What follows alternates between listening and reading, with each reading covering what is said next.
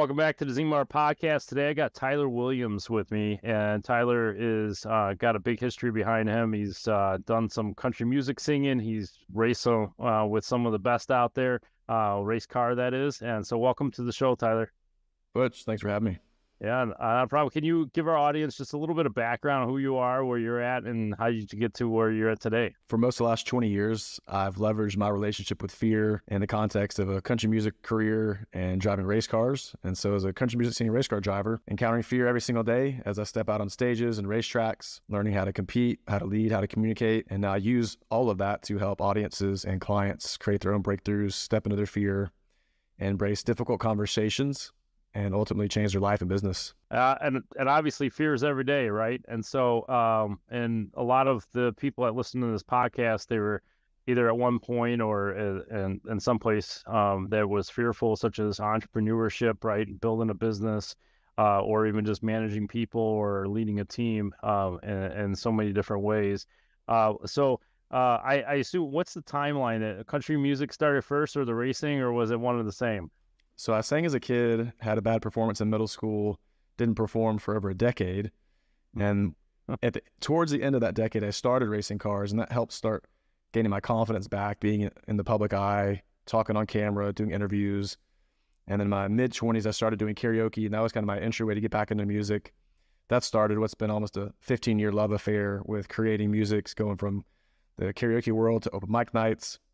And that led me to creating some original music and eventually making the move to Nashville, where I've been for the last 5 years. So it's kind of had a little bit of overlap back and forth until the last maybe 7 years, where I combined both of them and was working them at the same time. So let's talk about getting up on stage, right? So a lot of people have this huge fear, right? They don't want public speaking is right up there on the list, right? And so what are some of the things that helped you get through that you took a 10-year break, right? So how did you get back to starting to sing again and performing? Well, I had an experience like many people where you get up on stage and you forget the lyrics to a song and you make a declaration, I'll never do that again, because you don't want to feel the fear, the shame, the embarrassment, right? Mm-hmm. And so getting back up, it was just I went through a breakthrough or a breakup in my 20s, and that helped me get on stage that first time. But I still realized I had work to do. One of the number one things I did was go to improv classes. So I found a local acting studio and I went to improv classes. I'd done Dale Carnegie before, and that was great. That helped me learn how to hone my skill as a speaker and kind of the framework of how you might approach speaking. But to go to improv classes is where I really found the freedom to fail, the freedom to maybe feel stupid and in a safer environment, because everybody was looking stupid or doing things that were essentially failures. Sure. But you learn to have the freedom that it's okay to make mistakes. And eventually you get to the point where you realize that the things that you think are mistakes, the audience rarely ever sees or feels. Mm-hmm. And so you just learn tools and techniques of how to embrace the moment, being very present as you get on stage. And that's half the battle is owning the experience so that you don't be owned by what's happening externally. Yeah. And obviously a lot of people go through the same steps that you went through, but let's talk about the racing a little bit. Obviously there's a huge amount of fear. There's a lot of adrenaline rush, right? So the motor's running, right? It's not a normal car engine.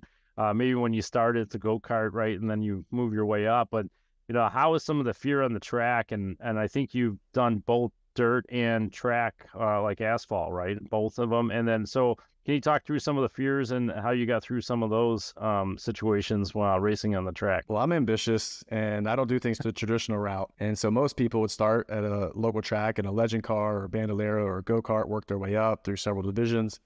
I just jumped into the top division at my local track and started in a pro late model as a 19-year-old. Had no idea what I was doing. And so when you're showing up, I was sitting next to the guy who was leading the points, and his dad was walking over talking to us, where'd you come from? Where you been racing? It's like, no, I've never raced before. Oh, like, well, what track did you come from? No, like, I've never driven a race car before. It's my first race. And you see his eyes get really big, like, this guy's about to race with us. Like, this is not good. And so you feel the tension of that, right? There's veterans who've been running for 15 or 20 years at that same track and have tens of thousands of laps to year zero. And so you just have to learn to embrace the moment, step into the fear, the discomfort of you only know what you know in any given moment. And the only way to gain the experience and knowledge is to step out and do the thing you want to do. And I thought I was on a path to be the next Jeff Gordon, right? And I wasn't anticipating that I would be that, because that's such a rare air. Hit Dale Earnhardt and Jimmy Johnson, mm-hmm. Jeff Gordon, Tony Stewart. Mm-hmm. I thought I had what it takes to compete. And I quickly found out it was a long journey. but it was in accepting that this was going to be a journey that I committed to showing up every week. And over time, that adrenaline, it doesn't wear off, but it lessens. That thrill, that speed, you start to get used to it. You start to slow things down, to process, and you really get dialed in and connected to the experience of what it's like to drive. And then getting to dirt racing, that was a whole nother animal because the style is totally different. And again, you only know what you know at any given moment. And each time you're on the track is another moment to feel into, to learn, to process. What do I need to do as a driver to be better, to lead, to communicate, not just with the team, but even with me in the race car. Mm-hmm. Cool. And so one of the things I picked up doing some homework on you before I interview is that something led to you meeting Tony Stewert. And so can you share with our audience, how was that experience? How'd you get there? And then what was the experience shaking hands with Tony? So I was at the Chili Bowl, which is a national midget race in Tulsa, Oklahoma, every January. It's a week-long event. There's 350 plus drivers that come from all over the country and even New Zealand and Australia to compete for this final night on Saturday night. And so on a qualifier night, I think I was on a Wednesday or Thursday, I was out there and I ended up making contact with another driver and I went over his right rear. And so it kind of threw me up in the air. Another guy was on my outside. He went over my right rear and it flipped him around. I went headfirst into the wall going, I don't know how fast, but it was fast enough that it hurt. And then his car landed on top of me, almost landed on top of my head, because it's an open wheel car, so you're fairly exposed minus the cage around you. And so I'm sitting there waiting for them to get the other car off the top of my car, and then I start taking my helmet off, and I stand up, and you can tell everybody's kind of worried to make sure I'm okay, because the car, my seat was bent a little bit. And as I get out, I turn, and the first hand that grabs my arm is Tony Stewert, because Tony really loves the Chili Bowl. His history in dirt racing, everybody knows he comes from a dirt background. And so he grabs my arm, makes sure I can safely get out of the car. And he's looking at me in the eye. He's like, "Are you all right? Are you doing okay?" And he's basically saying, "You took a hard hit. If the second you start feeling anything, you're telling me you don't need to go to the ambulance, but the second you feel any, nausea or just disorientation, if that happens, you need to get back down here and get checked out." But the last person I expected to meet in that moment, as I'm stepping out of a race car, I just smashed into the wall, banged up my knees, had some severe whiplash, was Tony Stewart. And so to meet a multi-time Cup Series champion, you've seen him walking around racetracks before, but it's another thing to have him help you out of the race car, look in the eye. And, he didn't say you're an idiot for crashing the car, but it's like, don't be an idiot and try to tough it out if you start having some brain injury stuff going on. So yeah, you can tell he cared about his race car drivers that are at the track. He helps prep the track and the surface, because in dirt racing, you have to prep it between different qualifiers and heats to make sure that the track prep is good. So he really takes care of the drivers, and I was driving for his friend Corey Cruzman, and so he came over to check on me. And that's awesome. And as you were talking through that, there was a lot of things you were referencing that related to move back to business, right? So a lot of leadership lessons there, right? And move into the business world and individual coaching that you do, whether they're owner of the company or their employees, or just anybody out there trying to achieve a different level. You came up with this program that's called the Fear Formula, right? So can you walk our audience through how did you come up with this, and then maybe like how are you using this with clients to actually move them to the next level? Both in music and racing, I found that those moments leading up to those high stakes situations, whether we're just getting ready to fire off the engines to go racing, whether it was stepping on stage to give a speech or performance, I would have some mental anxieties that would really put me in that fear loop. And it wouldn't derail the performance, but it took away the joy and the power of stepping into that with myself focused, ready to hit flow state and perform. And initially, I found myself doing pieces of the 5-minute fear formula on my own, just organically. And then I realized this is what I was actually doing to help myself settle in, ground myself for the performance. And what it does is help me embrace my fear to be able to unlock not just my potential, but the expression of how I show up in the world, and allows you to take ownership of whatever situation you're in. So let's say you're going into the boardroom, you've got a powerful meeting, you're trying to do some fundraising, or you're raising your next round. Maybe you're trying to inspire your team because you want to see a shift in culture, but you have those fear moments where your heart starts racing. Maybe you get a little bit that physiological sensation in your body, some tingling, or just that mental distraction. The fear formula helps you ground yourself, empower the moment. And so that's where we start. We empower ourselves. We set a timer for 2 minutes, and you just want to write down as many of your lifetime skills, accomplishments, wins that you've had in your lifetime. You can go all the way back to childhood. You learn to walk, you learn to talk, you learn to run, you learn to do something that was uncomfortable at one point in your life. You went to university, you got that degree, you started that business, you learned a second language. All the things you can think of that you might be proud of in your life, write them down. Because what I found is that over time, we've forgotten our power, and we've forgotten that some of those things that at one time were hard to do, we just overlooked them. So we want to empower ourselves. That's step one. Step two is we want to reflect. We want to take 30 seconds and reflect back, and we want to circle all those skills, accomplishments, and wins that we're once fearful of. Again, because sometimes you just do something and you don't think anything of it, but you go, wait a minute, I once was fearful of that. You think back to the dentist who goes to dental school for the first time, and they got to actually drill on a human, or a doctor who's going to do a physical for the first time in medical school. You're actually going to put your hands on a patient. There's some fear there. Or the day you open your business and the public can come in, you've got to connect them. You got to sell something, right? Is anybody even going to show up today to offer that opportunity to do business together? And so you want to circle those skills that you're once fearful of. The third step is to take 30 seconds and do some observation. And on a scale of 1 to 10, how does the current fear compare to the average of your past fears on a scale of 1 to 10? 1 being less fearful, 10 being more fearful. And it's not so that you can know whether, you don't always want to have that fear being less. Your average fear could be a 7, but maybe you're only at a 2 or 3 for whatever you're about to go do. Or maybe it's the opposite way around. Maybe your fear has like been a 5 historically, but this one's a 10 because you're really overwhelmed. You just want to create the awareness. Where am I in this moment?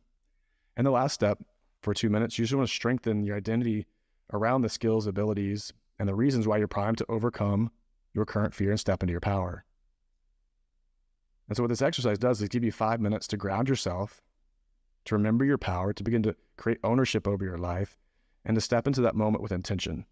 And so whether you're starting your day out, going into work, you might do this in your car without this worksheet and just think through it mentally. Do some rehearsal before you step into the office or that next call. Or maybe you're going into a surgery, or maybe you're going even home to re-engage with your family after a day of work. And you've got to shift gears. This form is a nice way to re-engage something you're about to go do that feels like the stakes can be a little higher. What have you found out of the 4 steps that you have in this 5-minute fear formula? One of the biggest hurdles for people to get over. Is there a certain step that that you focus maybe more on with your clients because there's a hurdle there? The hurdle for most clients is that it's too simple. They want some wildly sexy, flashy thing that's going to be this massive system, and yet this is only 5 minutes. And it's simply an exercise of creating awareness and remembrance. And it feels too simple and too small, and yet it's the most overlooked experience you can create is, what are the things that I am capable of doing? Can I remember them? Can I think about them? Can I honor them? We're not really good at honoring who we are at our core. We're really good at seeing other people, holding space for other people. We are not great at looking at what makes us great at who we are, our skills, our accomplishments, and celebrating those victories. And so it's not necessarily one step, it's the whole process. And so when they can sit down, find those 5 minutes, whether it's a daily practice or just coming to it when you're about to have something significant come up, and giving that 5 minutes to honor what's about to take place, that they begin to see the shifts and how they ultimately meet themselves with loving kindness. Because so many people, especially entrepreneurs, are perfectionists, they're hard on themselves, they have high expectations, and you rarely take time to slow down and celebrate and rest and recover. And so this is a way to help ground yourself in a space and time that sets you up to navigate difficult conversations, difficult moments, and create opportunity to perform when the stakes are high. So when you walk somebody through the 5-minute formula, how often do you recommend them actually going through this? Just when they have these events, or is this something that, like journaling, that they should be doing on a daily basis? When we work one-to-one with a client, especially at the highest levels, you're getting really in-depth to learn about the human in front of you. And so there isn't one formula, and that's what I love about the work I do, is that the fear formula isn't a fear formula. It's what's your fear formula. And so in the course of a relationship with the client, we get to understand how they best work.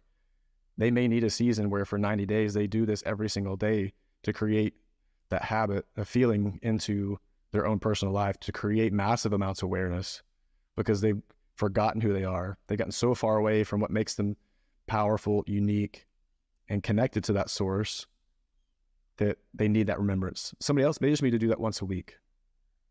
If you're going to get that, every Friday night, or every Friday you have that thing, you have to deliver really powerfully.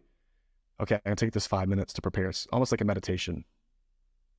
Understood. It really is down to the individual experience of what they need to perform when they're challenged. So when you're doing one-on-one coaching with people, you had mentioned a term, I think you said like a higher level of performance maybe is what you're referring to. But can you walk through like some of the one-on-one coaching that you've done? Obviously each situation's the boss, but what's the end goal of that coaching process? My process is to provoke clients to extraordinary growth. And so a typical client comes to me, whether they're a business owner or an executive, they typically are already successful. They've had a high level of their expression implemented into the world. They're doing great things, but they plateaued, or they've hit a wall, or they're stagnant, and they know there's something more. Sometimes it's just simply leadership and communication. How do I re-engage the world in a way that we can shift culture, shift the expectations, and they have a little bit of understanding that this probably starts with them rather than the external world of all the people around them. But they don't have that person, that place where they can go to be fully honest. The last decade, a lot of my work has been working with local market leaders, specifically dentists. So 7-figure business owners, they're creating mid to high 6-figure, even 7-figure incomes. And yet they can't go to anybody in their local community to fully understand their experience because they're supposed to be pillars of the community who are successful, right? And they do have the financial success, but they've raised the bar on their income. And so they're living maxed out, or they're tapped out financially because they took some big loans out to start their practice or grow their practice. They have a space they can come to and now be vulnerable to really be honest about, hey, like I'm struggling. Everybody in my community knows that I'm successful by the standards of the house, the cars, the business, but my personal relationship with my spouse is struggling, or my kids, or I just want to grow my practice and I'm just stagnant. And when you can step into conversations in a coaching environment where they have the freedom to be expressed, to be honest, to be vulnerable, but also be provoked and challenged to step into that next level, they're able to shift the experience. And so whether that's an executive who's kind of tapped out, needs a fresh spark to illuminate and reignite the fire, or they're an athlete, it's the conversation around what fears are present, how can we embrace the fear and provoke that human into that next level of life that, again, this isn't just about moving you from A to B. That's easy to do over time. It's about the inner workings so that we can shape your values to illuminate and spark that next season of life that's going to be refreshing, filled with joy, to see the wonder and beauty in life. And that creates a little different conversation because most high-end entrepreneurs, high-level entrepreneurs, they're looking for the end result. And in my work, we find the end result, but also tie it back to how to live a really beautiful life in between. Awesome. So I'm actually curious. We talk a lot about fear. You personally, was there more fear getting on stage singing music, or is it getting strapped into the seat of a race car? More fear on the music side, simply because you're exposed. They can see you. You can fail a little bit. The failure feels a little more, even though it hurts to hit a wall or another car. The emotional impact of failing on stage, that tension feels a little greater. So I would say music definitely. Asphalt racing, I didn't really feel that much fear around.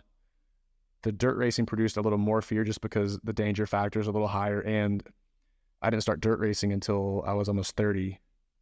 It was my late 20s, the first time I'd ever raced on dirt. And so just not having that time, being acclimated in my teens or 20s, early 20s, I think produced a little more apprehension just to figure out how to run on dirt successfully. But music and speaking still has enough. My greatest fear is still being seen.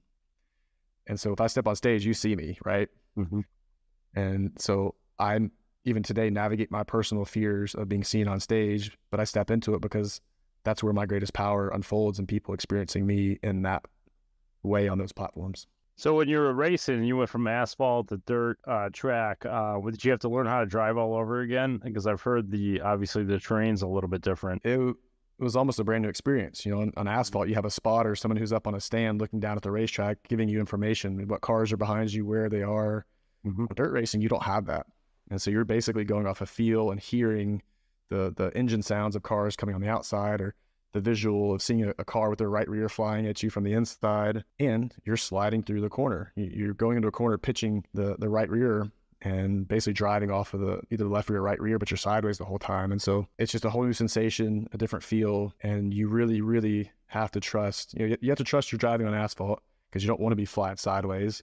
Hmm. But it's a whole other thing to be doing that consistently on dirt throughout a run, looking at, okay, the track is actually moving and changing as the conditions change throughout the night, between how much rubber is laid down, the moisture in the dirt. So it's a lot more technical driving. I can see that. And of course, there's that kids movie that always says that in order to go right, you got to turn left, because otherwise you end up in the ditch, right? And so this has definitely been great, and I appreciate a lot of the life experiences that you brought to the table. And of course, I don't know what I would have said if the guy that put my hand out, or put this hand out there, was Tony Stewart.